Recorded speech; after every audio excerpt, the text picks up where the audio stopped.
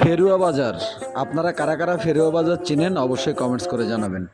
সুপ্রিয় দর্শক মণ্ডলী, আসসালামু আলাইকুম। আজকে আমি চলে আসছি চাঁদপুর জেলার শাহরাস্তি উপজেলার সূচিপাড়া দক্ষিণ ইউনিয়নের ঐতিহ্যবাহী শত বছরের পুরনো ফেরুয়া গ্রামের ফেরুয়া বাজারে। আপনারা কারা কারা ফেরুয়া বাজার এবং আশেপাশে থেকে আমার ভিডিও দেখেন অবশ্যই কমেন্টস করে কিন্তু জানাতে ভুলবেন না, এবং ভিডিওটি ভালো লাগলে লাইক কমেন্ট শেয়ার করতে কিন্তু অবশ্যই ভুলবেন না।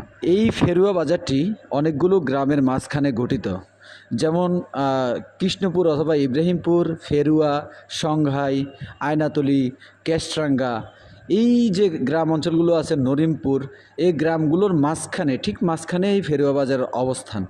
ধীরে ধীরে এই বাজারে গড়ে উঠেছে বিভিন্ন ধরনের ব্যবসা প্রতিষ্ঠান, পাশাপাশি ব্যাংক এবং শিক্ষা প্রতিষ্ঠান।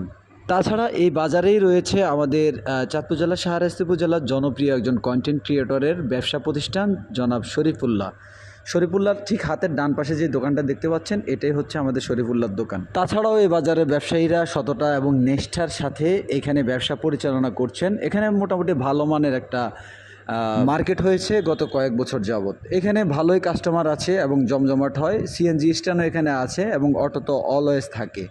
হাতের বাম পাশে যে ব্রিজটা, সেই ব্রিজটা দিয়ে কিন্তু আপনার সংঘাই গ্রামে যায় অথবা আয়নাতলির দিকে যাতায়াত। আর যেই রোডটা আপনারা এখন দেখতে পাচ্ছেন, এটা হচ্ছে সরাসরি নরিমপুরের সাথে রোড, সূচিপাড়া হয়ে আমাদের দোয়াবাঙ্গা পর্যন্ত চলে গেছে। এই বাজার সম্পর্কে যদি অজানা কোনো তথ্য থাকে আপনার কাছে, অবশ্যই কমেন্ট বক্সে জানাবেন। আর আপনাদের পছন্দের যদি কোনো জায়গা থাকে তাহলে অবশ্যই আমাকে জানাতে পারেন, আমি সেখানে গিয়ে ভিডিও আপনাদের সামনে তুলে ধরার চেষ্টা করব ইনশাআল্লাহ।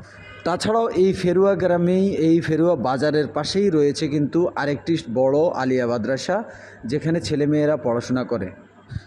এখানেই আবার রয়েছে আপনার প্রাইমারি স্কুল, এবং একটু সামনে গেলে আয়নাতলিতে রয়েছে উচ্চ বিদ্যালয়। আপনারা দেখতে পাচ্ছেন এখানে মোবাইলের দোকান সহ যাবতীয় যত কিছু লাগে একটা বাজারে যা যা থাকে সব কিছুই কিন্তু মোটামুটি এখানে অ্যাভেলেবল আছে। আর এই ব্রিজটার কথা কি বলবো ভাই, ব্রিজটার অবস্থা খুবই আপনারা তো দেখতেই পাচ্ছেন। এই বাজারের সাথে কিন্তু আমার অনেকগুলো স্মৃতি আছে, যেহেতু আমার নানার বাড়িটাও ওই সাইডে।